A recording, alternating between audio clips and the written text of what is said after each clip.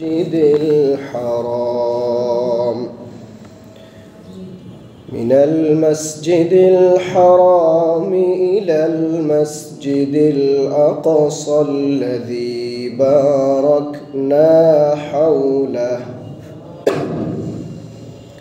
باركنا حوله لنريه من آياتنا إنه هو السميع البصير. عن عبد الله قال: لما أسري برسول الله صلى الله عليه وسلم انتهي به إلى سدرة المنتهى وهي في السماء السادسة، وإليها ينتهي ما عرج به من تحتها، وإليها ينتهي ما أهبط به من فوقها حتى يقبض منها. قال: إذ يغشى السدرة ما يغشى. قال: فراش من ذهب فأعطي 3: الصلوات الخمس وخواتيم سورة البقرة، ويغفر لمن مات من أمته لا يشرك بالله شيئا المقحمات. رواه النسائي. وقال تعالى: إن الله وملائكته يصلون على النبي يا أيها الذين آمنوا صلوا عليه وسلموا تسليما. صلى الله على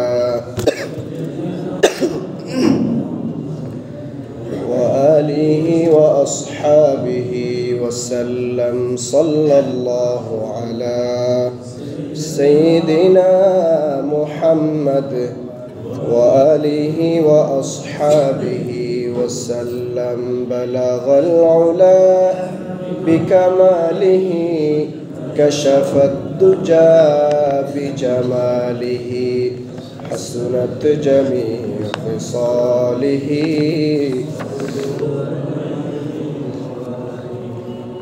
هو الحبيب الذي ترجى شفاعته لكل هول من الأهوال مقتحم.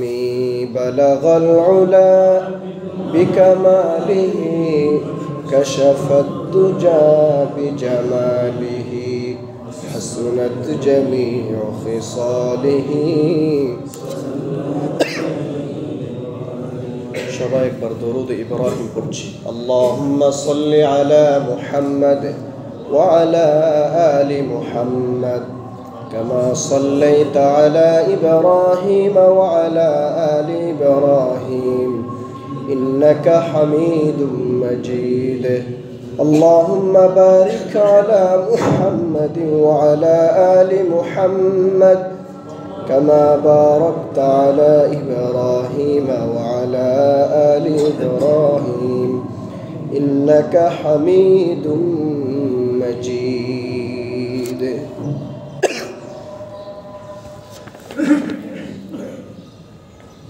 রজব মাসের পঞ্চম জুমা, সর্বশেষ জুমা, 30শে রজব, যে আল্লাহ তাআলা আমাদেরকে মসজিদে আসার এবং বসার সুযোগ দিয়েছেন, যে আল্লাহ তাআলা আমাদেরকে কিছু কথা বলা এবং শোনার তৌফিক দিয়েছেন, সে আল্লাহর দরবারে কালিমাতু শুকর আদায় করছি, আলহামদুলিল্লাহ। দরুদ ও সালাম প্রেরণ করছি বিশ্ব মানবতার মুক্তির দূত মুহাম্মদুর রাসূলুল্লাহ সাল্লাল্লাহু আলাইহি ওয়াসাল্লামের দরবারে। সম্মানিত হাজিরিন, যেহেতু রজব মাস, প্রতিটা মসজিদে যেটা আলোচনা হয় মেরাজের বিষয়ে, ইসরা এবং মেরাজের বিষয়ে, আমরাও সেই বিষয়ে আলোচনা করব ইনশাআল্লাহ। তবে আমরা আলোচনা শুরু থেকে শেষ পর্যন্ত একটা বিষয়ের দিকে খেয়াল করব, সেটা হচ্ছে ইসরা এবং মেরাজকে নিয়ে বাংলাদেশে সহ ভারতীয় উপমহাদেশে অসংখ্য মিথ্যাচার করা হয়, যেগুলো কোরআন হাদিসের সাথে সম্পর্ক নেই। আমরা সেগুলো আলোচনা করব না ইনশাআল্লাহ। যেগুলো আমরা সরাসরি সহিহ হাদিস থেকে পাই, সেই ইতিহাসগুলো আমরা জানবো, যেগুলো আমাদের জন্য শিক্ষণীয় ইনশাআল্লাহ। আল্লাহ তাআলা আমাকে আমলের নিয়তে, ইখলাসের নিয়তে কথাগুলো বলার তৌফিক দান করুন, আমিন। আপনারা যারা শুনছেন, আল্লাহ তাআলা যেন আপনাদেরকে ইখলাসের নিয়তে, আমলের নিয়তে কথাগুলো শোনার তৌফিক দান করেন, আমিন। সম্মানিত হাজিরিন, প্রথম কথা হচ্ছে ইসরা এবং মেরাজ দুটি আলাদা বিষয়। একটা হচ্ছে ইসরা আর একটা হচ্ছে মেরাজ। সহজ কথায় ইসরা হচ্ছে মসজিদে হারাম থেকে মসজিদে আকসা পর্যন্ত রাত্রিকালীন নবী সাল্লাল্লাহু আলাইহি ওয়াসাল্লামের যে ভ্রমণ, সেটাকে বলা হয় ইসরা। সেটাকে কি বলা হয়? ইসরা। আর মেরাজ হচ্ছে ফিলিস্তিনের বাইতুল মুকাদ্দাস থেকে সোজা ঊর্ধ্বগমন, যেটা প্রথম আসমান, দ্বিতীয় আসমান, তৃতীয় আসমান, চতুর্থ আসমান, পঞ্চম, ষষ্ঠ, সপ্তম বাইতুল মামুর, এরপরে নবী সাল্লাল্লাহু আলাইহি ওয়াসাল্লামকে জান্নাত জাহান্নাম যেটা দেখালেন, এটার নাম হচ্ছে মেরাজ। এটার নাম কি? মেরাজ। প্রথমত ইসরা। এই ইসরা সম্পর্কে সূরাত বানী ইসরাঈলে আল্লাহ তাআলা প্রথম আয়াতে বলছেন, সুবহানাল্লাযী আসরা বিআবদিহি লাইলাম মিনাল মাসজিদিল হারামি ইলাল মাসজিদিল আকসা। পরম পবিত্র মহামহিমাময় সত্তা তিনি, যিনি আল্লাযী আসরা বিআবদিহি, যিনি তার বান্দাকে ইসরা করিয়েছেন। এখানে ইসরা বলতে রাত্রিকালীন ভ্রমণ, যিনি তার বান্দাকে রাত্রিকালীন ভ্রমণ করিয়েছেন। সুবহানাল্লাহ। কোত্থেকে কতটুকু? লাইলাম মিনাল মাসজিদিল হারামি ইলাল মাসজিদিল আকসা। কখন করেছেন? লাইলান। এখানে লাইলান দ্বারা রাতের শেষ অংশ, রাতের শেষ অংশে আল্লাহ তাআলা মিনাল মাসজিদিল হারামি ইলাল মাসজিদিল আকসা, মসজিদ হারাম থেকে মসজিদে আকসা পর্যন্ত ভ্রমণ করিয়েছিলেন। কেন করিয়েছিলেন? আল্লাযী বারাকনা হাওলাহু লিনুরিয়াহু মিন আয়াতিনা।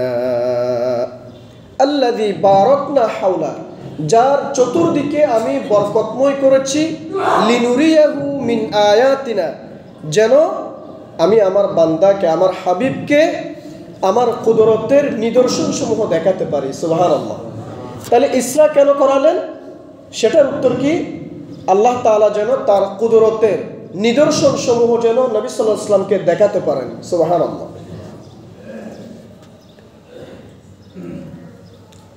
ইসরা শব্দটি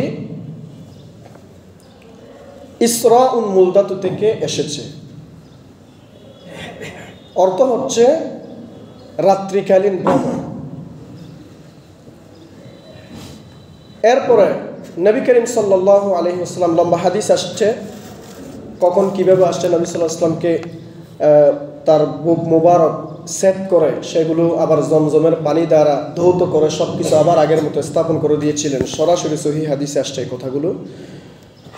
সহিহ মুসলিমের 305 নম্বর হাদিস, লম্বা হাদিস, আমি সেদিকে যাব না। মূল আমাদের জন্য যেগুলো শিক্ষণীয় সেগুলো বলবো ইনশাআল্লাহ। আচ্ছা, প্রথমে এখানে একটা বিশ্বাসের বিষয়। মসজিদে হারাম থেকে মসজিদে আকসা পর্যন্ত সাধারণত ওই যুগের যেটা আমরা সাধারণত ওই যুগে যেটা বাহন ছিল সেটা হচ্ছে গাধা, উট, ঘোড়া, এগুলোই ছিল বাহন। ওখান থেকে সবচেয়ে দ্রুত গতির যেটাকে আপনি মনে করেন ঘোড়া, সেটাকে যদি আপনি নেন, তারপরও মসজিদে হারাম থেকে মসজিদে আকসা পর্যন্ত ওই সময়ের ভ্রমণের জন্য 1 মাস পর্যন্ত দরকার ছিল। সেখানে আল্লাহ বলছেন রাতের একটা অংশে, শেষের একটা অংশে আমি আল্লাহ তাআলা তাকে ইসরা করিয়েছি মসজিদে হারাম থেকে মসজিদে আকসা পর্যন্ত, আবার সেখান থেকে ঊর্ধ্বারোহণ করে মেরাজ করিয়েছি, সেখান থেকে আবার এসে বাইতুল মুকাদ্দাসে এসে নামাজ আদায় করেছে। তাফসিরে মুফাসসিরিনে কেরাম এখানে বলছেন ফজরের নামাজ সমস্ত নবীদেরকে নিয়ে 2 রাকাত নামাজ আদায় করেছিলেন। এরপর আবার তিনি মক্কার জমিনে এসেছিলেন। সুবহানাল্লাহ। তাহলে এটা কেমনে বিশ্বাসযোগ্য হয়? প্রথম কথা দলিলের দিকে, আমরা যুক্তির দিকে যাব না, সেটা হচ্ছে কোরআন এবং হাদিস যেদিকে সেদিকেই আমরা যাব। কোরআন এবং হাদিসে সেটা যদি থাকে তাহলে সেটা আমরা বিশ্বাস করতে বাধ্য, দ্বিতীয় বিষয় হচ্ছে যুক্তি, যে আল্লাহ তাআলা আমাকে আপনাকে 1 ফোঁটা নাপাক পানি তারা সৃষ্টি করেছেন, যেই নাপাক পানির মাধ্যমে আমি আপনি সৃষ্টি হওয়ার পরে প্লেন তৈরি করলাম, রকেট তৈরি করলাম, এই মহাবিশ্বের সব কিছু আমি আপনি সৃষ্টি করছি, কিন্তু আমার উৎপত্তি 1 ফোঁটা নাপাক পানি। আমার উৎপত্তি কি? 1 ফোঁটা নাপাক পানি। সূরাতুল কিয়ামার মধ্যে আল্লাহ বলছেন 1 ফোঁটা নাপাক পানি থেকে আমাকে আল্লাহ তাআলা সৃষ্টি করেছেন। ধাপে ধাপে 7টা ধাপে আল্লাহ সৃষ্টি করেছেন। প্রত্যেকে কি ছিল? তাহলে সেই আল্লাহ চাইলে কি পারে না?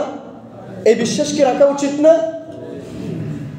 আমি আপনি কিছুই ছিলাম না, 1 ফোঁটা নাপাক পানি ছিলাম। আমার আপনার পিতামাতা ওই যে বীর্য, আল্লাহ বলছেন বীর্য, সেই নাপাক পানি থেকে আমি তোমাকে সৃষ্টি করেছি।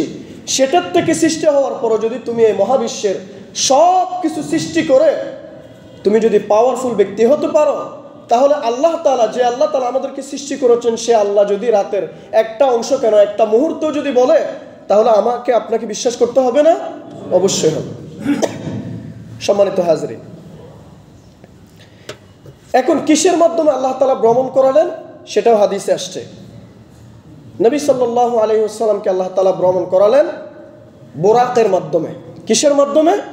বুরাকের মাধ্যমে। বুররাক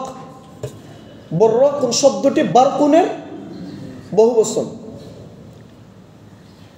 এখন বারকুন মানে কি?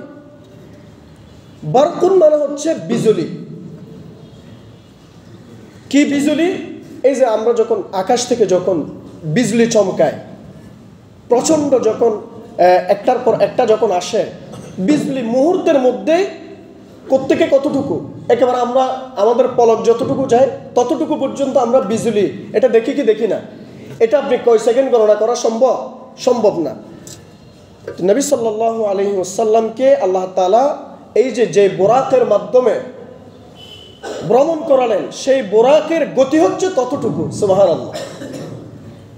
হাদিসে আসছে এক পলক যতটুকু দেখা যায়, ধরেন সামনে আপনার কোনো কিছু নাই, আপনার চোখের পলক যতটুকু, ওটার এক এক পদক্ষেপ, বুরাকের পদক্ষেপ ততটুকু। সুবহানাল্লাহ। সম্মানিত হাজরিন, এরপর আমরা জানি মাঝখানে অনেক ঘটনা আসছে। তা আমি আমাদের মোহতারাম খতিব সাহেব হুজুরের সাথে কথা বলছিলাম মেরাজের বিষয়ে। গত 2 জুমায় যেহেতু আলোচনা হয়েছে, আমিও যদি একই আলোচনা করি এটা তো ঠিক হবে না। এখন কি করা যায়? তো উনি কি আলোচনা করেছে আমি একটু ওনার থেকে সামারি নিলাম। তো মাঝখানে আসার পথে আপনারা জানেন ফেরাউনের যুগের একজন কেশ বিন্যাসকারিনীর ঘটনাটা উনি বলেছিলেন, সেটা আমি আর বলছি না। আমাদের এই ঘটনাটা সেখানে স্কিপ করছি। এখানে অনেক ঘটনা আছে, তা আমি সেদিকে যাব না। সম্মানিত হাজরিন, দ্বিতীয় বিষয় হচ্ছে 26 জনের অধিক সাহাবী সরাসরি সহিহ হাদিস বর্ণনা করেছেন ইসরা এবং মেরাজ সম্পর্কে। সুবহানাল্লাহ। একটা হাদিস যথেষ্ট বিশ্বাসের জন্য। সেখানে 26 জন সাহাবী এই মেরাজ এবং ইসরা সম্পর্কে হাদিস বর্ণনা করেছেন। সুতরাং অস্বীকার করার কোনো সুযোগ নাই। সম্মানিত হাজরিন, এরপরে এটা তো বললাম ইসরা। এবার মেরাজের বিষয়ে আল্লাহ তাআলা কোরআনুল কারীমে দলিল দিয়েছেন। দলিলটা হচ্ছে সূরাতুন নাজমের মধ্যে। কোন সূরা? সূরাতুন নাজম। ওয়ালাকাদ রাআহু নাজলাতান উখরা ইনদা সিদরাতিল মুনতাহা ইনদাহা জান্নাতুল মাওয়া إذ يغشى السدرة ما يغشى ما زاغ البصر وما طغى لقد رأى من آيات ربه الكبرى। সূরা নাজমে আল্লাহ তাআলা প্রায় 9 থেকে 10টি আয়াত ওই বিষয়ে আলোচনা করেছেন। সম্মানিত হাজরিন,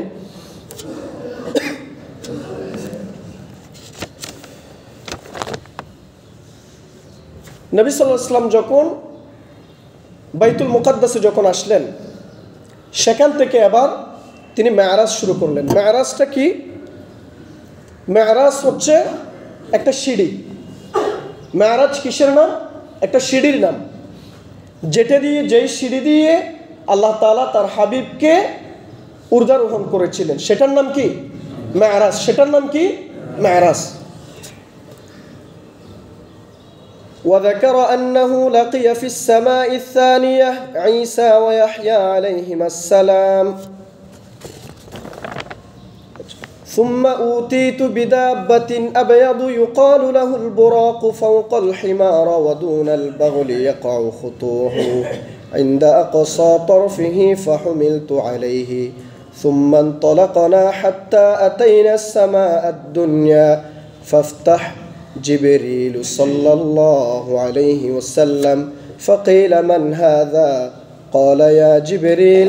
قيل ومن معك؟ قال محمد صلى الله عليه وسلم. قيل وقد بعث إليه. নবী করিম সাল্লাল্লাহু আলাইহি ওয়াসাল্লাম ইসরা শেষ করার পরে তিনি এবার ঊর্ধ্বারোহণ করলেন। প্রথম আসমানে যখন গেলেন, প্রথম আসমানে এখানে হাদিস আসছে হাত্তা আতাইনা সামাআদ দুনিয়া, দুনিয়ার আসমান। দুনিয়ার আসমান বলতে প্রথম আসমান। দুনিয়ার আসমান বলতে কোন আসমান? প্রথম আসমান, যেটা দুনিয়ার সাথে লাগানো।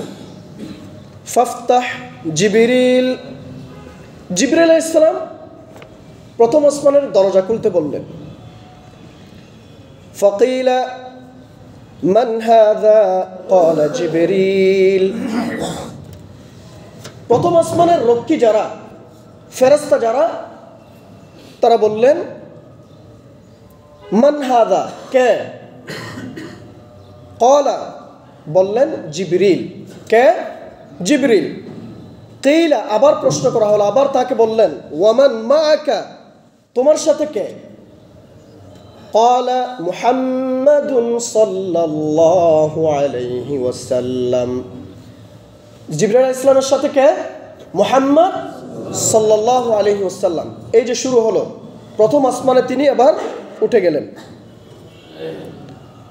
কিলা ওয়াকাদ বুইসা ইলাইহি, আবার তাকে বলা হলো আপনাকে কি পাঠানো হয়েছিল মুহাম্মদ সাল্লাল্লাহু আলাইহি ওয়াসাল্লামের কাছে যে তাকে আনার জন্য? ক্বালা, জিবরাইল আলাইহিস সালাম বললেন নাম। ক্বালা ফাফাতাহা লানা, এরপর তাদের উভয়ের জন্য দরজা খুলে দেয়া হলো। কিসের দরজা? প্রথম আসমানের দরজা। ওয়াকালা মারহাবান বিহি ওয়ালা নি'মাল মাজিউ জাআ। ক্বালা ফাআতাইনা আলা আদম আলাইহিস সালাম ওয়াসাকাল হাদিস বিকিসসাতিহি। জিবরাইল আলাইহিস সালাম বললেন, দরজা খুলে দিতে বললেন, দরজা খুলে দেয়া হলো। এরপর তাদেরকে মারহাবান বলে সম্ভাষণ করা হলো। মারহাবান, নবী সাল্লাল্লাহু আলাইহি ওয়াসাল্লাম যেহেতু আগমন করেছেন, সমস্ত ফেরেশতারা তাকে আগমন জানালেন। সুবহানাল্লাহ। কি বলে? মারহাবান। কি বলে? মারহাবা। এরপরে নবী সাল্লাল্লাহু আলাইহি ওয়াসাল্লাম বললেন আমরা আদম আলাইহিস সালামের নিকট আসলাম। তার মানে প্রথম আসমানে কার সাথে দেখা হলো? আদম আলাইহিস সালামের সাথে দেখা হলো। ফাআতাইনা আলা আদম আলাইহিস সালাম ওয়াসাকাল হাদিস বিকিসসাতিহি। এভাবে পূর্ণ হাদিসটা বর্ণনা করেছেন রাওয়ী। وذكر أنه لقي في السماء الثانية عيسى ويحيى عليهما السلام। এরপর দ্বিতীয় আসমানে গেলেন। দ্বিতীয় আসমানে কার সাথে সাক্ষাৎ হলো? ঈসা এবং ইয়াহইয়া আলাইহিমাস সালাম, এই দুইজন নবীর সাথে সাক্ষাৎ হলো। আবার এরা দুইজন পরস্পর ছিলেন আপন খালাতো ভাই। ঈসা আলাইহিস সালাম এবং ইয়াহইয়া আলাইহিস সালাম এরা আপন কি ছিল? খালাতো ভাই। এই দুইজন নবীর সাথে দেখা হলো কোন আসমানে? দ্বিতীয় আসমানে। কোন আসমানে? দ্বিতীয় আসমানে। ওয়া ফিস সালিসাতি ইউসুফ ওয়া বির রাবিআতি ইদরিস। তৃতীয় আসমানে ইউসুফ আলাইহিস সালামের সাথে, চতুর্থ আসমানে ইদ্রিস আলাইহিস সালামের সাথে, ওয়া ফিল খামিসাতি হারুন আলাইহিমুস সালাম। পঞ্চম আসমানে হারুন আলাইহিস সালামের সাথে সাক্ষাৎ হলো। ক্বালা সুম্মা ইনতালাকনা হাত্তা ইনতাহাইনা ইলাস সামাইস সাদিসা ফাআতাইতু আলা মূসা আলাইহিস সালাম ফাসাল্লামতু আলাইহি فقال مرحبا بالأخ الصالح والنبي الصالح। ষষ্ঠ আসমানে গিয়ে তারপরে মুসা আলাইহিস সালামের সাথে সাক্ষাৎ পেলেন। দেখার পরে মুসা আলাইহিস সালামকে নবী করিম সাল্লাল্লাহু আলাইহি ওয়াসাল্লাম সালাম দিলেন। ফাসাল্লামতু আলাইহি, আমি মুসা আলাইহিস সালামকে সালাম দিলাম। ফাকালা, তিনি বললেন মারহাবান বিল আখিস সালিহ ওয়ান নবিয়্যিস সালিহ। সালামের উত্তর দেওয়ার পরে তিনিও আদম আলাইহিস সালামের মতো মারহাবা বলে তাকে সম্ভাষণ জানালেন। এরপর বললেন বিল আখিস সালিহ ওয়ান নবিয়্যিস সালিহ, হে সুযোগ্য ভাই, হে সুযোগ্য নবী, এইগুলা বলে তিনি সম্বোধন করলেন। ফালাম্মা جاوزته بكى فنودي ما يبكيك قال رب هذا غلام بعثته بعدي يدخل من أمته الجنة أكثر مما يدخل من أمتي قال ثم انطلقنا حتى انتهينا إلى السماء السابعة فأتيت على إبراهيم। এরপরে মুসা আলাইহিস সালামের ওই ষষ্ঠ আসমান থেকে যখন নবী সাল্লাল্লাহু আলাইহি ওয়াসাল্লাম অতিক্রম করা শুরু করলেন, তখন দেখতে পেলেন মুসা আলাইহিস সালাম কান্না শুরু করে দিলেন। আল্লাহু আকবার। মুসা আলাইহিস সালাম কি শুরু করে দিলেন? কান্না শুরু করে দিলেন। ফানুদিয়া মা ইউবকিকা قال رب هذا غلام بعثته بعدي। তিনি কান্না করছেন কি জন্য? যখন জিজ্ঞেস করা হলো, আওয়াজ এলো, একটা আওয়াজ আসছে, কেন তুমি কান্না করছো? তখন মুসা আলাইহিস সালাম বললেন রব্বি হাযা গুলামুন বা'আসতাহু বা'দি, ও আমার রব, এই গোলামকে, এই বালককে, অর্থাৎ মুহাম্মদুর রাসূলুল্লাহ সাল্লাল্লাহু আলাইহি ওয়াসাল্লামকে আপনি আমার পরে পাঠিয়েছেন। ইয়াদখুলু মিন উম্মাতিহিল জান্নাতা আকসারু মিম্মা ইয়াদখুলু মিন উম্মতি, অথচ আমার উম্মতের চেয়ে তার উম্মত অধিক সংখ্যক জান্নাতে চলে যাবে। সুবহানাল্লাহ।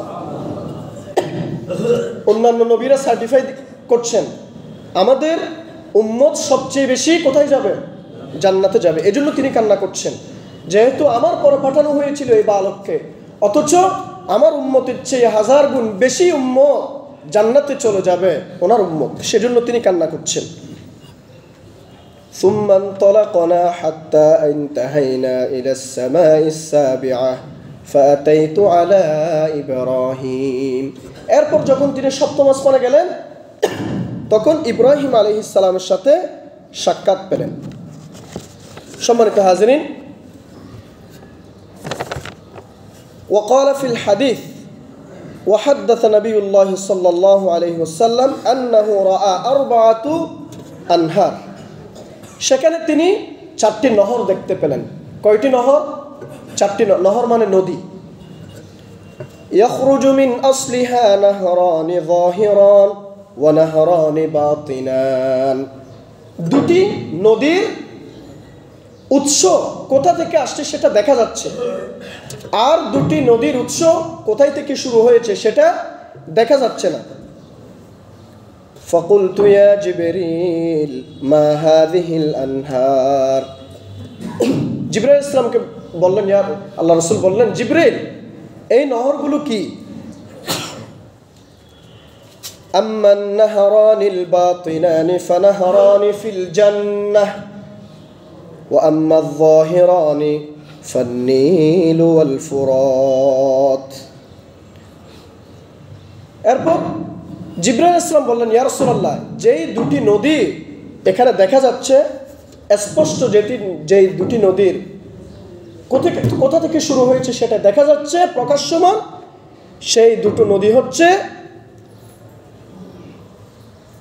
নাহরানিল বাতিনান ফানাহরানি ফিল জান্নাহ ওয়া আম্মা যাহিরান ফান্নীল ওয়াল ফুরাত।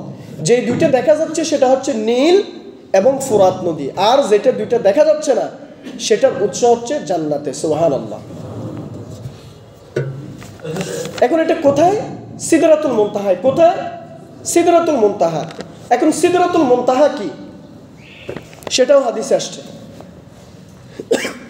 সিদরাতুল মুনতাহা হচ্ছে একটা গাছ। সিদরা মানে কি? একটা গাছ। সিদরাতুল মুনতাহা একটা গাছ, যেটার পরে আর কোনো কিছু নেই।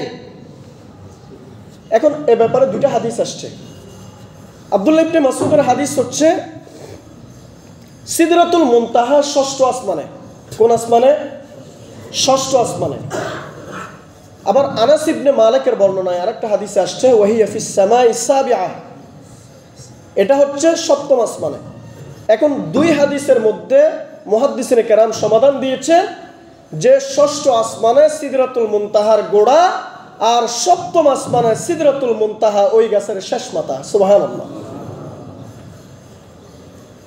এই গাছের নিচ দিয়ে 4টি নদী, সেখান থেকে 2টি নদী, একটা হচ্ছে ফুরাত নদী আর একটা নীল নদ, আর 2টা হচ্ছে জান্নাতের নদ।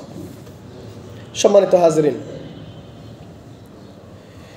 ثم رفع لي البيت المعمور فقلت يا جبريل ما هذا؟ قال هذا البيت المعمور يدخله كل يوم 70,000 ملك إذا خرجوا منه لم يعودوا فيه آخر ما عليهم। এরপর আমাকে বাইতুল মামুরে উঠানো হলো। কোথায়? বাইতুল মামুরে উঠানো হলো। বাইতুল মামুর কোথায়? সপ্তম আসমানে। বাইতুল মামুর কোথায়? সপ্তম আসমানে। জিবরাইল ইসলামকে বললেন, জিবরাইল এটা কি? জিবরাইল ইসলাম জবাব দিলেন, ক্বালা হাযাল বাইতুল মামুর, এটা হচ্ছে বাইতুল মামুর। আর ইয়াদখুলুহু কুল্লা ইয়াউমিন 70,000 মালাকিন ইযা খরাজু মিনহু লাম ইয়াউদু ফীহি আখিরু মা আলাইহিম।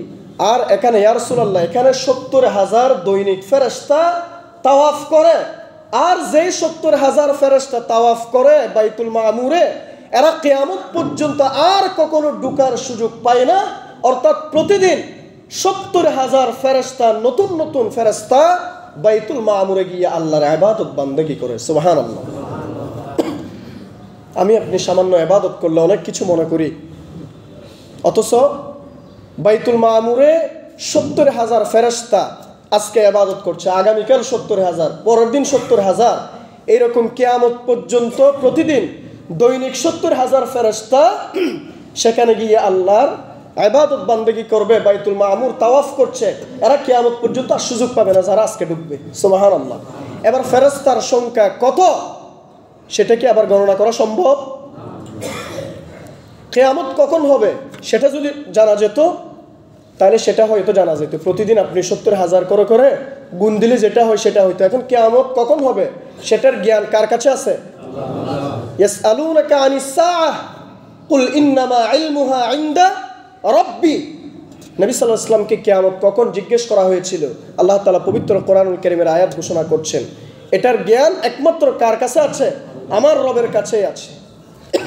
সুতরাং কিয়ামত পর্যন্ত দৈনিক 70,000 ফেরেশতা, এটা চারটিখানি কোনো কথা নয়, প্রতিদিন 70,000 ফেরেশতা। এবার এই যে আলামিন বলি আমরা, বিশ্ব জগৎ বলি, এই বিশ্ব জগতের এবার একটু একটু চিন্তা করেন তো, প্রত্যেক দিন যদি 70,000 ফেরেশতা যদি নতুন নতুন হয়, এদের থাকার জন্য কতগুলো জায়গা দরকার? সুবহানাল্লাহি ওয়া বিহামদি। সম্মানিত হাজিরিন, ثم أوتيت بإناءين أحدهما خمر والآخر لبن فعرض علي فاخترت اللبن فقيل أصبت أصاب الله بك أمتك على الفطرة ثم فرضت علي كل يوم 50 صلاة ثم ذكر قصتها إلى آخر الحديث। তারপর আমার সম্মুখে দুটি পাত্র পেশ করা হলো। একটা পাত্র হচ্ছে শরাবের, একটা পাত্র কিসের? শরাবের। ওয়াল আখারু লাবানুন, অপরটি হচ্ছে দুধের। অপরটি কিসের? দুধের। আর নবী করিম সাল্লাল্লাহু আলাইহি ওয়াসাল্লাম বলছেন ফাউরিদা আলাইয়া ফাখতারতুল লাবান, আর আমি ওই শরাবের বাটি গ্রহণ না করে দুধের বাটিটাই গ্রহণ করলাম। সুবহানাল্লাহ। এখান থেকে আমাদের জন্য শিক্ষা, অনেকজনকে আপনি এক গ্লাস মদ দিলে আর এক গ্লাস দুধ দিলে সে মদটাই গ্রহণ করবে, ঠিক কিনা? মদের বাটিটা গ্রহণ করবে। নবী করিম সাল্লাল্লাহু আলাইহি ওয়াসাল্লাম সেখানে কোনটা গ্রহণ করলেন? দুধের বাটি। তাহলে দুধ আমাদের জন্য উপকারী খাবার। এরপর নবী করিম সাল্লাল্লাহু আলাইহি ওয়াসাল্লাম বলছেন, ফাকিলা আসাবতা আসাবাল্লাহু বিকা উম্মাতুকা আলাল ফিতরা, যে জিবরাইল আলাইহিস সালাম বললেন, ইয়া রাসূলুল্লাহ, আপনি ঠিক কাজ করেছেন, আল্লাহ তাআলা আপনার উম্মতকেও আপনার উসিলায় এই ফিতরাতের উপর রাখুন, যেটা আপনি এখন লাবান নিলেন, দুধ নিলেন, সেটার উপরে রাখুন। সম্মানিত হাজরিন,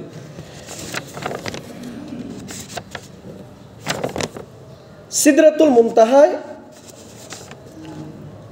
নিয়ে যাওয়ার পরে, এটা আরেকটা হাদিসে আসছে, 3207 নম্বর হাদিসে আসছে বুখারীর, আমি 3305 নম্বর হাদিস বলছিলাম মুসলিমের, এটা আরও অনেক হাদিসে আসছে একই বর্ণনা প্রায়, যে সিদরাতুল মুনতাহায়। এবার সিদরাতুল মুনতাহার একটু ব্যাখ্যা বিশ্লেষণ করি। সিদরাতুল মুনতাহাটা কীরকম, ওই গাছটা কীরকম? ওয়ারফিআত লি সিদরাতুল মুনতাহা, বুখারীর 3207 নম্বর হাদিস। ফাইদা নাবিকুহা কাআন্নাহু কিলালু হাজার, অতঃপর আমাকে সিদরাতুল মুনতাহায় তোলা হলো, দেখলাম এর ফল যেন হাজারা নামক জায়গার মটকার মতো। মক্কাতে একটা হাজারা নামক একটা জায়গা ছিল, সেখানে একটা ফল ছিল মটকা, যেটাকে বলা হতো ওই আরবি একটা ফল, বলল যে সেটার মতোই সিদরাতুল মুনতাহার ফলগুলো। ওয়ারাকুহা কাআন্নাহু আযানুল ফুয়ুল, আর সিদরাতুল মুনতাহার ওই গাছের পাতাগুলো হচ্ছে হাতির কানের মতো। কিসের কান? হাতির কান। ফি আসলিহা আরবাআতু আনহারি নাহরানি বাতিনানি ওয়া নাহরানি যাহিরান, ওই আগের কথা। তার মূলে সিদরাতুল মুনতাহার অর্থাৎ ওই গাছের মূলে 4টি নদী প্রবাহিত। কোনগুলো সেটা আমি ব্যাখ্যা করেছি। সম্মানিত হাজরিন,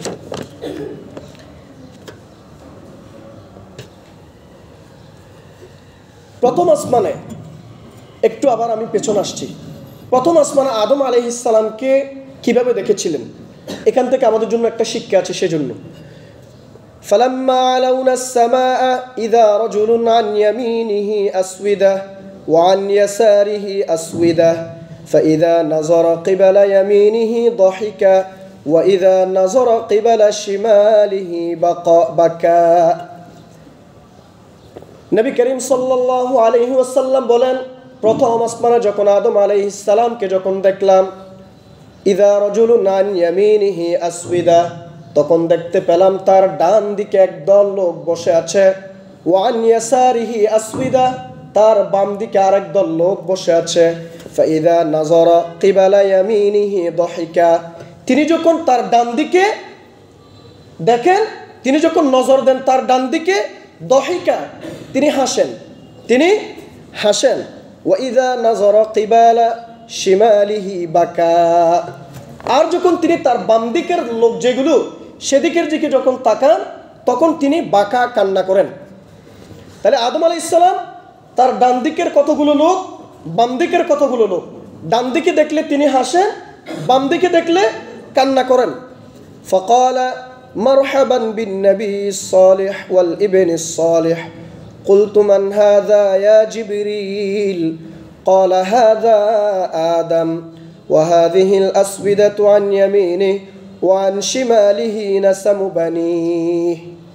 জিবরাইল আলাইহিস সালামকে প্রশ্ন করলেন, জিবরাইল, ডান দিকের লোকগুলো কারা আর বাম দিকের লোকগুলো কারা, আর কেন তিনি ডান দিকে দেখলে হাসেন, কেন বাম দিকে দেখলে কান্না করেন? তখন জিবরাইল আলাইহিস সালাম বললেন, ওয়াহাদিহিল আসওয়াদু আন ইয়ামিনি ওয়া আন শিমালিহি নাসামু বানি, তার ডান এবং বাম দিকে যারা বসে আছে এগুলো হচ্ছে আদম আলাইহিস সালামের সন্তান। এগুলো কার সন্তান? আদম আলাইহিস সালামের সন্তান। ফাআহলুল ইয়ামিনি মিনহুম আহলুল জান্নাহ, আর তার ডান দিকের যেগুলো আছে সেগুলো হচ্ছে জান্নাতি। সুবহানাল্লাহ, তারা কারা? জান্নাতি। ওয়াল আসওয়াদাতুল্লাতি আন শিমালিহি আহলুন নার, আর তার বাম দিকে যারা আছে তারা হচ্ছে জাহান্নামী। তারা কারা? জাহান্নামী। ফাইযা নাযারা কিবালা ইয়ামিনিহি দাহিকা, এজন্য তিনি তখন তার ডান দিকে দেখেন, তখন তিনি হাসেন, যেহেতু তারা জান্নাতি এজন্য তিনি হাসেন। ওয়া ইযা নাযারা কিবালা শিমালিহি বাকা, আর এজন্যই তিনি কান্না করেন যেহেতু তারা জাহান্নামী। কোন দিকের গুলো? বাম দিকের গুলো যেহেতু জাহান্নামী। এখান থেকে আমাদের জন্য একটা শিক্ষা, খুব গুরুত্বপূর্ণ একটা শিক্ষা এই হাদিস থেকে। দলিল বুখারীর 3342 নম্বর হাদিস, যে আমাদের দুটা দল আছে। আপনি সারা বিশ্বে দুটা দল, এক দল লোক ডান দিকের, আর এক দল লোক বাম দিকের। একদল লোক তাদেরকে ডান দিকের পরিচয় দিতে ভালোবাসে, আর একদল লোক তাদের বাম দিকের পরিচয় বলতেই তারা ভালোবাসে, ঠিক কিনা? তারা মনে করে তারা বামের পরিচয় দিবে। কিন্তু শুধু তাদের জন্য এতটুকুই বলা, বাম দিকের যারা, তারা যদি আব্দুল করিম, আব্দুর রহিম, আব্দুস সুত্তার নাম যদিও হয়, কিন্তু আল্লাহর নবীর হাদিস অনুযায়ী বাম পরিচয় দেয়া ব্যক্তিগুলো হচ্ছে জাহান্নামী। তারা কারা? জাহান্নামী। সুতরাং বাম দিকের কোনো ব্যক্তি যেন আমাকে যেন আশ্রয় করতে না পারে, আমাকে যেন তারা যেন তাদের মতাদর্শ যেন আমার উপর চাপিয়ে দিতে না পারে, সেজন্য এটা মনে রাখতে হবে। আমি কি ডান দিকে যাব না বাম দিকে যাব? সূরা রহমানের পরে সূরা ওয়াকিয়ার মধ্যেও এটা আছে, ডান দিকের কথা বাম দিকের কথা এগুলো আছে। সম্মানিত হাজিরিন, এরপরে নবী করিম সাল্লাল্লাহু আলাইহি ওয়াসাল্লামকে জান্নাত জাহান্নামের কিছু ব্যক্তিদের অবস্থা দেখানো হলো। একদল লোক,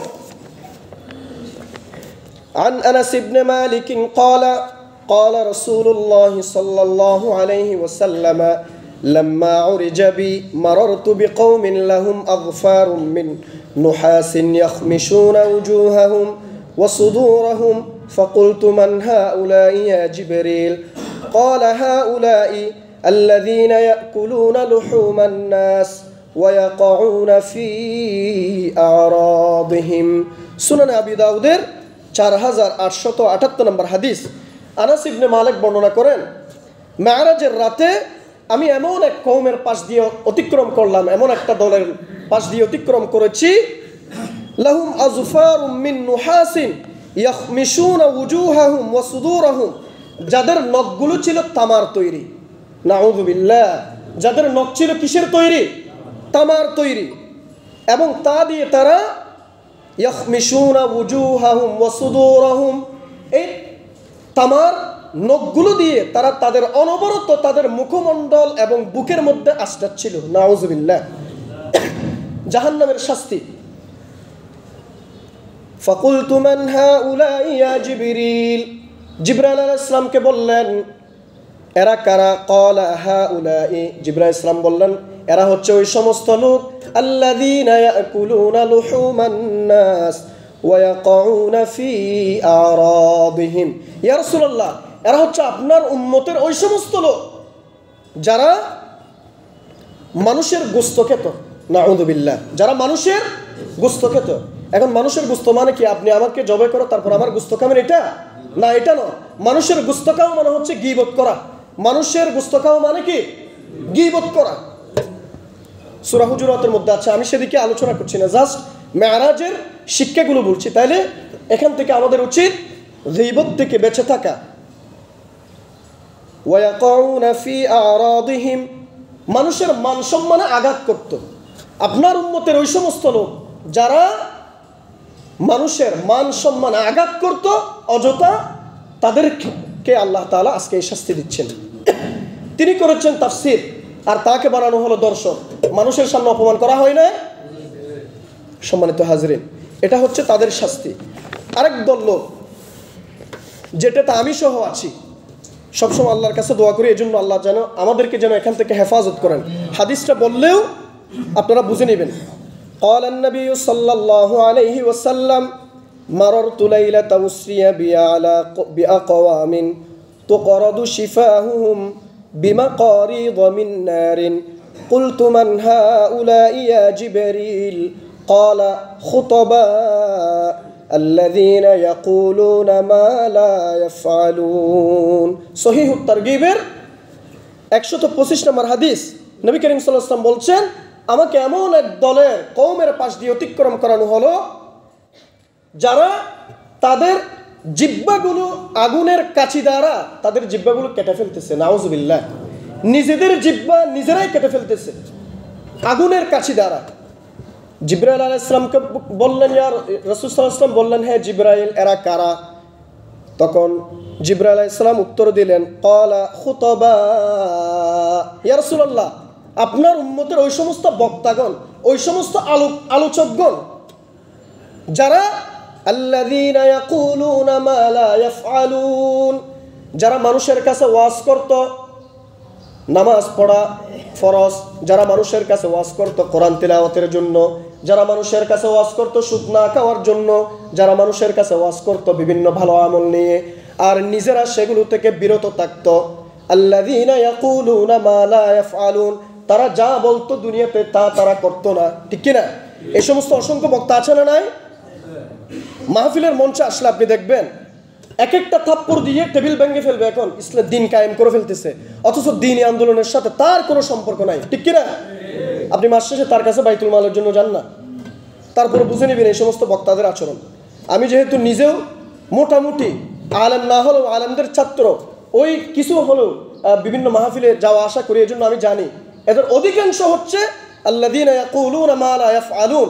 অধিকাংশ বক্তা ফজরের নামাজটা ঠিক মতো পড়তে পারে না, অথচ রাত্রিবেলায় তারা ওয়াজ করেছে আল্লামা সাইদির নাম নিয়ে, হুঁশ নাই তারা, একেবারে স্লোগান দিয়ে, মানুষ যখন স্লোগান দিল তারও জোশ উঠে গেছে। কিন্তু নবী সাল্লাল্লাহু আলাইহি ওয়াসাল্লাম বলছেন তারা হচ্ছে আগুনের কাঁচি দ্বারা কাল কিয়ামতের ময়দানে তাদের জিহ্বাগুলো তারা নিজেরাই কেটে ফেলবে। নাউজুবিল্লাহ, আল্লাহ আমাদেরকে হেফাজত করুন, আমিন। একই রকম হাদিস মুসনাদ আহমদের ১২,২১৩, ইবনে হিব্বানের ৫৩ নম্বর হাদিস। যখন জিজ্ঞেস করা হলো এরা কারা, তখন নবী করিম সাল্লাল্লাহু আলাইহি ওয়াসাল্লামকে বলা হলো ক্বালা হাউলাই খুতাবাউ উম্মাতিকা। প্রথম হাদিসে বলছিলেন শুধু খুতবা, এখানে এই হাদিসে বলছেন হাউলাই খুতাবাউ উম্মাতিকা, এরা হচ্ছে আপনার উম্মতের ওই সমস্ত বক্তা। আপনার উম্মত নাম ধরে বলছেন, ইয়া রাসূলুল্লাহ এরা আপনার উম্মতের বক্তারা, আপনার উম্মতের খতিবরা, আপনার উম্মতের আলোচকরা। আল্লাযী মিন আহলিদ দুনিয়া কানু ইয়ামুরুনা আন-নাসা বিল বিররি, তারা যখন মানুষের কাছে যখন কথা বলতো ইয়ামুরুনা আন-নাসা বিল বির, তারা মানুষদেরকে কল্যাণের দিকে আহ্বান করত। ওয়া ইয়ানসাউনা আনফুসাহুম, কিন্তু নিজেদের বেলায় এগুলো ভুলে যেত, বেমালুম ভুলে যেত, নিজেরাই কাজগুলো তারা করতো না। ওয়া হুম ইয়াতলুনাল কিতাব, অথচ তারা কোরআন তিলাওয়াত করত। নবী সাল্লাল্লাহু আলাইহি ওয়াসাল্লামকে জিবরাইল আলাইহিস সালাম বলছেন অথচ ওয়া হুম ইয়াতলুনাল কিতাব, তারা কিতাব তিলাওয়াত করত, কোরআন তিলাওয়াত করত। আফালা ইয়াকিলুন। সম্মানিত হাজিরিন, এজন্য আমি অনুরোধ করব, এখন তো মাহফিলের সিজন প্রায় শেষ, তারপরে এই কথাগুলো বলা সবসময় আমরা যখন মাহফিলে যখন আলোচক দাওয়াত দিই, কোনো একটা মসজিদে যখন খতিব রাখি, এগুলা জেনে শুনে রাখা উচিত যে তার কথা এবং কাজের মধ্যে মিল আছে কি নাই। শুধুমাত্র ইসলামী আন্দোলনের কথা বলে, কিন্তু দিন শেষে তিনি ইসলামী আন্দোলনের সাথে নাই, অথচ মিডিয়ার মাধ্যমে আপনি জেনেছেন, তার বক্তব্যগুলো শুনে মনে করেছেন ইসলামী আন্দোলনের বিশাল নেতা। আপনি ভাবছেন ইসলামী আন্দোলনের বিশাল নেতা, অথচ সে কিচ্ছুই না, শুধু ৭০,০০০ টাকা ৮০,০০০ টাকা ওইটাই চিনে। সম্মানিত হাজরিন, সূরাত ইয়াসিনের মধ্যে হাবিবে নাজ্জারের ঘটনা আছে। আমি পুরো ঘটনাটা বলবো না, আপনারা জানেন, দ্বিতীয় রুকুতে আপনারা খুললেই সেটা পেয়ে যাবেন। এন্তাকিয়া জনপদের, সে জর্ডানের কিনারায়, বর্তমানে তুরস্কের ইস্তাম্বুলের ঘটনা কোরআনুল কারীমে সূরা ইয়াসিনের মধ্যে আল্লাহ তাআলা কোট করে দিয়েছেন। ইয আরসালনা ইলাইহিম ইসনাইন ফাকাযযাবুহুমা ফাআজ্জাজনা বিসালিস ফাকালু ইন্না ইলাইকুম মুরসালুন।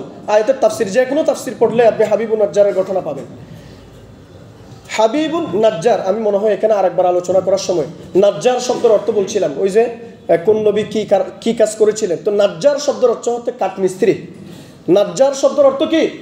কাঠমিস্ত্রি। ওয়াকানা নূহ নাজ্জারন, নূহ আলাইহিস সালাম ছিলেন কাঠমিস্ত্রি। ওই কথা বলতে গিয়ে মনে হয় বলছিলাম হাবিবে নাজ্জার বলা হয়, উনি একজন কাঠমিস্ত্রি ছিলেন। তো ওই কাঠমিস্ত্রির ঘটনা বর্ণনা করতে গিয়ে লম্বা হাদিস ঘটনা, আয়াতের শেষ দিয়ে কি আছে? ইত্তাবিউ মান লা ইয়াসআলুকুম আজরা ওয়া হুম মুহতাদুন। আপনারা কাদেরকে অনুসরণ করবেন? মান লা ইয়াসআলুকুম আজরা, যারা আপনাদের থেকে বিনিময় আশা করে না, দ্বীনের কথা বলবে এগুলোর বিনিময় আশা করে না। ওয়াহুম মুহতাদুন, অথচ তারা সঠিক পথপ্রাপ্ত, হেদায়েত প্রাপ্ত। আল্লাহ বলছেন তাদেরকে অনুসরণ করার জন্য। তারা কারা? ইয আরসালনা ইলাইহিম ইসনাইন ফাকাযযাবুহুমা ফাআজ্জাজনা বিসালিস। দুইজন রাসূল পাঠিয়েছিলেন, এরপর আরেকজন পাঠিয়েছিলেন, তিনজন পাঠিয়েছিলেন। এদেরকে সৎপ্রাপ্ত বলেছেন, সৎপথপ্রাপ্ত, আর এদেরকে অনুসরণ করার জন্য বলেছিলেন। আর এদের গুণাবলী হচ্ছে ইত্তাবিউ মান লা ইয়াসআলুকুম আজরা, এরা আপনাদের থেকে কোনো প্রতিদান চায় না, বিনিময় চায় না। হাবিবে নাজ্জার সেই কথাগুলো তার জাতিকে বলেছিলেন, এই জন্য হাবিবে নাজ্জারকে তারা মেরে ফেলেছিল। ওয়াজাআ মিন আকসাল মাদিনা, শহর থেকে একজন লোক আসছিল। একজন লোক মানে হাবিবে নাজ্জার, সমস্ত তাফসিরে তার কথাটাই আছে। তাহলে এখানে বলা হচ্ছে যারা আপনার থেকে বিনিময় আশা করে না তাদেরকে অনুসরণ করার জন্য, তাদের কথাগুলো শোনার জন্য। এখন যতক্ষণ পর্যন্ত বক্তা 70,000 টাকা, 80,000 টাকা, 1 লাখ টাকা, 1.5 লাখ টাকা কন্ট্রাক্ট করবে না, ততক্ষণ পর্যন্ত সে বড় বক্তা হতে পারে না আমার আপনার দৃষ্টিতে। নাউজুবিল্লাহ। এবার এটার সাথে আপনি মিলাই দেখেন, বক্তা আশা করছে বিনিময়। আল্লাহ বলছেন যারা বিনিময় আশা করে তাদেরকে অনুসরণ করা যাবে না, যারা বিনিময় আশা করে না তাদেরকে অনুসরণ করো। আজকে তাদেরকে আমরা অনুসরণ করছি যারা বিনিময় আশা করে। ইত্তাবিউ মান লা ইয়াসআলুকুম আজরান ওয়া হুম মুহতাদুন। আমি ঘটনাটা বললাম কি জন্য? এই হাদিসের সাথে সম্পর্কিত। আমি সহ আল্লাহ তাআলা সকল বক্তাকে যেন তারা যা বলে সেই অনুযায়ী আমল করার তৌফিক দান করুন, আমিন। সম্মানিত হাজিরিন, এভাবে আমি শুরুতে আরেকটা হাদিস বলবো শাস্তির বিষয়ে। নবী সাল্লাল্লাহু আলাইহি ওয়াসাল্লাম আরেকদল লোককে দেখতে পেলেন, তাদের পেটগুলো এক একটা পেট বিশাল আকার ঘরের নিয়ে। عن أبي هريرة رضي الله عنه قال قال رسول الله صلى الله عليه وسلم أتيت ليلة أسري بي على قوم بطونهم كالبيوت।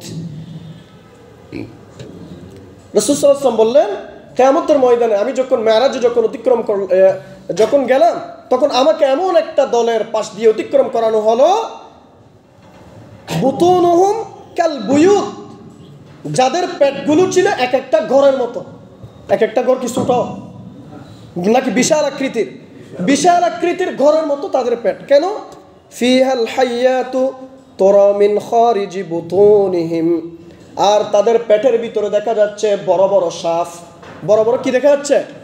সাপ দেখা যাচ্ছে, দংশন করছে। তুরা মিন খারিজি বুতুনিহিম, সেটা বাহির থেকে দেখা যাচ্ছে। বাহির থেকে তার পেটের ভিতরে বড় বড় বিষাক্ত সাপ ধ্বংসন করছে, এটা দেখা যাচ্ছে। ফাকুলতু মান হাউলাই ইয়া জিবরিল, আমি বললাম ও জিবরিল এরা কারা? ক্বালা হাউলাই আকালাতুর রিবা, ইয়া রাসূলুল্লাহ এরা হচ্ছে আপনার উম্মতের ওই সমস্ত লোক যারা সুদ ভক্ষণ করত, দুনিয়াতে মানুষকে ব্যবসার নামে সুদ খেত, যারা সুদ ভক্ষণ করত, আজকে তাদের পেট হচ্ছে এই বিশাল আকৃতির ঘরের মতো। আর ঘরের ওই পেটের ভিতরে সবগুলো দংশন করছে, যেটা বাহির থেকে দেখা যাচ্ছে। নাউযুবিল্লাহ। আল্লাহ তাআলা আমাদেরকে সুদের মতো এমন জঘন্য খারাপ কাজ থেকে বিরত রাখুন, আমিন। সম্মানিত হাজিরিন, শুরুতে একটা হাদিস বলছিলাম খুতবাতে, সে হাদিসের সারমর্ম হচ্ছে এটাই। নবী করিম সাল্লাল্লাহু আলাইহি ওয়াসাল্লামকে যখন মেরাজে নেওয়া হলো, মেরাজের প্রাপ্তি হচ্ছে 3টা। মেরাজের প্রাপ্তি কয়টা? 3টা। পুরস্কার 3টা, এটা মনে রাখবেন। একটা হচ্ছে ফাউতিয়া সালাসান আস-সালাওয়াতুল খামস, 5 ওয়াক্ত নামাজ আমি তাকে দান করলাম, 3টা জিনিস দান করলাম। সেখান থেকে আস-সালাওয়াতুল খামস, 1 নম্বর কি? 5 ওয়াক্ত নামাজ। 1 নম্বর কি? 5 ওয়াক্ত নামাজ। ওয়া খাওয়াতিমু সূরাতিল বাকারা, আর 2 নম্বর হচ্ছে সূরা বাকারার শেষ 2 আয়াত। শেষ আয়াত বলা হয়েছে এখানে, আপনি ব্যাখ্যাতে আছে শেষ 2টি আয়াত। শেষ 2 আয়াত বলতে 285 এবং 86, 285 এবং 86 আমানার রাসূল, ওখান থেকে শেষ পর্যন্ত। ওয়ায়ুগফারু লিমান মাতা মিন উম্মতিহি লা ইউশরিকু বিল্লাহি শাইআন আল মুকহিমাত। আর 3 নম্বর আরেকটা প্রাপ্তি হচ্ছে ওয়ায়ুগফারু লিমান মাতা মিন উম্মতি, আপনার উম্মতের কোনো ব্যক্তি যদি মারা যায় তাকে ক্ষমা করা হবে। লা ইউশরিকু বিল্লাহি শাইআন আল মুকহিমাত, যদি তার আমলনামায় যদি কোনো শিরিক না থাকে, শিরিক যদি না থাকে তাকে আল্লাহ তাআলা ক্ষমা করে দিবেন। সুবহানাল্লাহ। এই তিনটা পুরস্কার নবী সাল্লাল্লাহু আলাইহি ওয়াসাল্লামকে মেরাজে দেওয়া হয়েছিল। এক নাম্বার কি বলুন তো? 5 ওয়াক্ত নামাজ। এক নাম্বার কি? 5 ওয়াক্ত নামাজ। 2 নাম্বার সূরা বাকারার শেষ 2 আয়াত। তাহলে শেষ 2 আয়াত আমাদের যাদের মুখস্থ নাই এখনো, তাদের মুখস্থ করা উচিত। অন্যান্য আয়াতগুলোর মতো দুনিয়াতে নাজিল করতে পারতেন সেই আয়াতগুলো, কেন সেখানে দিলেন? তাহলে এটার একটা আলাদা মাহাত্ম্য আছে। নবী সাল্লাল্লাহু আলাইহি ওয়াসাল্লামের হাদিসে আসছে, কেউ যদি রাত্রিবেলায় এই 2টা আয়াত যদি তেলাওয়াত করে ঘুমায়, সেটা তার জন্য যথেষ্ট হয়ে যাবে। সুবহানাল্লাহ। এবার যথেষ্টর ব্যাখ্যা আপনি করেন, কি যেরকম মন চায় সেরকম করে করেন, যথেষ্ট হয়ে যাবে আপনার জন্য। বিভিন্ন মুহাদ্দিসিনে কেরাম এখানে বলছেন, মুফাসসিরিনে কেরাম বলছেন ওই রাতটা তার জন্য যথেষ্ট হয়ে যাবে। যা হোক, তাহলে একবার নবী সাল্লাল্লাহু আলাইহি ওয়াসাল্লামের কাছে একজন সাহাবী এসে প্রশ্ন করলেন, ইয়া রাসূলুল্লাহ, কোরআনুল কারীমের 114 সূরার মধ্যে কোন সূরা সবচেয়ে বেশি মর্যাদাবান? আপনারা বলেন তো, উত্তর দেন তো। সূরাতুল ইখলাস। সূরাতুল ইখলাস। এখন 1/3, 3 ভাগের 1 ভাগ। এবার বললেন, ইয়া রাসূলুল্লাহ, কোন আয়াতটা সবচেয়ে বেশি মর্যাদাবান? তখন বললেন আয়াতুল কুরসি। এবার রাসূল সাল্লাল্লাহু আলাইহি ওয়াসাল্লামকে বললেন, ইয়া রাসূলুল্লাহ, আপনি কোন আয়াতকে বেশি ভালোবাসেন, যেটা আপনার উম্মতের জন্য ভালো হয়? তখন নবী সাল্লাল্লাহু আলাইহি ওয়াসাল্লাম বলছেন, আমি ওই 2টি আয়াতকে বেশি পছন্দ করি যেই 2টা আয়াত আমাকে মেরাজে দেওয়া হয়েছিল। সেটা হচ্ছে সূরা বাকারার 285 এবং 86 নম্বর আয়াত। আর এই 2টি আয়াতকে আমি বেশি মহব্বত করি, বেশি ভালোবাসি, বেশি পছন্দ করি, কারণ এখানে আমার উম্মতরা তার আল্লাহর কাছে তার গুনাহ কথাগুলো ক্ষমা চায়। এখানে তার বেদনা, আশা, আকাঙ্ক্ষা সবকিছু এই 2 আয়াতের মধ্যে আছে। সেই জন্য আমি এই 2 আয়াতকে পছন্দ করি। সম্মানিত হাজরিন, আমি অগোছালো কিছু আলোচনা করলাম ইসরা এবং মেরাজের বিষয়ে। নবী করিম সাল্লাল্লাহু আলাইহি ওয়াসাল্লামকে যে এরপর জান্নাতে প্রবেশ করানো হয়েছিল, সেটাও হাদিসে আসছে। 3000 বুখারীর 3342 নম্বর হাদিসের অংশ। সুম্মা উদখিলাতিল জান্নাহ ফাইযা ফিহা জানাবিদুল লুলুই ওয়া ইযা তুরাবুহাল মিস্ক। অতঃপর আমাকে জান্নাতে প্রবেশ করানো হলো, দেখলাম জান্নাতের ইট। এটা আমাদের যেমন মসজিদের ইট, বাড়ির ইট আছে, জান্নাতেরও আলাদা কি আছে? ইট আছে। নবী সাল্লাল্লাহু আলাইহি ওয়াসাল্লাম বলছেন, জান্নাতের ইটগুলো হচ্ছে মতির তৈরি, আর ওই জান্নাতের মাটিগুলো হচ্ছে আল-লুলুই ওয়া ইযা তুরাবুহাল মিস্ক। আর মাটি হচ্ছে মিস্ক বা কস্তুরীর সুগন্ধময়, যেটা সেই সুগন্ধময় হচ্ছে জান্নাতের মাটিগুলো। সুবহানাল্লাহ। সম্মানিত হাজরিন, তাহলে আমাদের আলোচনা থেকে আজকে আমরা যেটা পেলাম, ইসরা এবং মেরাজ আমাদেরকে বিশ্বাস করতে হবে। আর সেখানে আমাদের জন্য কিছু শিক্ষণীয় বিষয়, যেমন 3টা প্রাপ্তি বললাম, 5 ওয়াক্ত নামাজ, তারপরে বললাম সূরা বাকারার শেষ 2 আয়াত, এরপর বলছি কি শিরিক মুক্ত ইবাদত, এই 3টা প্রাপ্তি। আর সুদ না খাওয়া, তারপরে এমন কোনো কথা না বলা যেটা আমি করি না, এমন কোনো কথা বক্তা হোক অন্য কেউ হোক কারো সামনে যেন না বলি। আর এই সমস্ত যেগুলো শাস্তির কথা বলা হয়েছে সেগুলো। সম্মানিত হাজিরিন, একটা হাদিস বলে শেষ করতে চাই। ইসরা এবং মেরাজ যে আমাদেরকে স্বীকার করতে হবে সেটা। নবী করিম সাল্লাল্লাহু আলাইহি ওয়াসাল্লাম যখন এরপর মক্কায় যখন চলে আসলেন, এক জুমায় তো আর ইসরা এবং মেরাজের আলোচনা করা যায় না 40 মিনিটের ভিতরে। এরপরও আমি মৌলিকগুলো আমি শুধু টাচ করেছি, এখানে ঘটনাগুলো বলি নাই। সম্মানিত হাজিরিন, যখন আসলেন তখন তো মক্কার চারিদিকে আবার শুরু করলো যে আমরা তো আগে পাগল বলতাম, এটা তো আসলেই পাগল, নাউজুবিল্লাহ, এটা তো আসলেই পাগল। না হয় কেউ এক রাত্রির একটা অংশে লাইলাম মিনাল মসজিদুল হারাম বলছেন, যে একটা রাত্রের অংশে মসজিদে হারাম থেকে মসজিদ আকসা পর্যন্ত কেমনে যায়, আবার সেখান থেকে উপর উঠছে, আবার সেখানে নাকি এখানে নাকি আবার এসে আবার ঘুমাচ্ছে। তাহলে এটা তো আসলেই তো পাগল। যখন এই কথাগুলো বলা বলি করলো, এবার মক্কার লিডাররা কার কাছে গেল? আবু বকর রাদিয়াল্লাহু আনহুর কাছে। আবু বকর, এবার আমাদেরটা এবার শুনো, তোমার বন্ধু যে পাগল হয়ে গেছে এটা এবার শুনো। আবু বকরকে বললেন, কি বললো যে এই রাত্রি এই ঘটনা। তখন আবু বকর রাদিয়াল্লাহু আনহু একটা কথা বলেছিলেন, যে তোমরা যেটা বলছো সেটা কি নবী সাল্লাল্লাহু আলাইহি ওয়াসাল্লাম বলেছে? সে বলেছে মানে অবশ্যই বলেছে, তুমি প্রয়োজন আমাদের সাথে আসো, তাহলে তোমাদের সাথে আজ যাইতে হবে না। যদি আল্লাহর নবী যদি সেটা বলে থাকে, আমি এই মুহূর্তে স্বীকৃতি দিচ্ছি, নবী করিম সাল্লাল্লাহু আলাইহি ওয়াসাল্লাম ইসরা এবং মেরাজ করেছেন রাত্রির একটা অংশে। সুবহানাল্লাহ। সেখান থেকে তার নাম কি হলো? সিদ্দিক। সেখান থেকে তার নাম কি হলো? তিনি যখন আসলেন, আয়েশা রাদিয়াল্লাহু তাআলা আনহার বর্ণনায়, তিরমিজির 3679 নম্বর হাদিস, আন আয়েশা আন্না আবা বকর دخل على رسول الله صلى الله عليه وسلم فقال أنت عتيق الله من النار ফায়াউমা ইদিন সুম্মিয়া আতীকা। আয়েশা রাদিয়াল্লাহু তাআলা আনহার বর্ণনায় আবু বকর রাদিয়াল্লাহু আনহু যখন আসলেন আল্লাহর নবীর কাছে, তখন নবী করিম সাল্লাল্লাহু আলাইহি ওয়াসাল্লাম বললেন, ফাকালা আনতা আতীকুল্লাহি মিনান নার, ও আবু বকর, আপনি জাহান্নামের আগুন থেকে মুক্তিপ্রাপ্ত তথা আতীকুল্লাহ। সুবহানাল্লাহ। কেন আপনি মুক্তিপ্রাপ্ত? কারণ আপনি আমাকে স্বীকার করেছেন এমনভাবে যেটা কেউ সহজে বিনা প্রশ্নে স্বীকার করবে না, কিন্তু আপনি বিনা প্রশ্নে আপনি স্বীকার করেছেন, এজন্য আল্লাহ তাআলা আপনাকে জাহান্নামের আগুন থেকে মুক্ত করে দিয়েছেন। সুবহানাল্লাহ।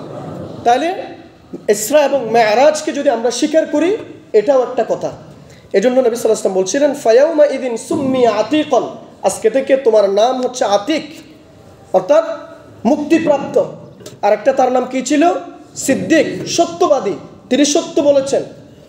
সিদ্দিকে আকবার ইবনে কুহাফা, রাসূলের বিকল ছায়া ছবি, দিনের তরে কে আর এমন উজাড় করে দিল যা কিছু ছবি।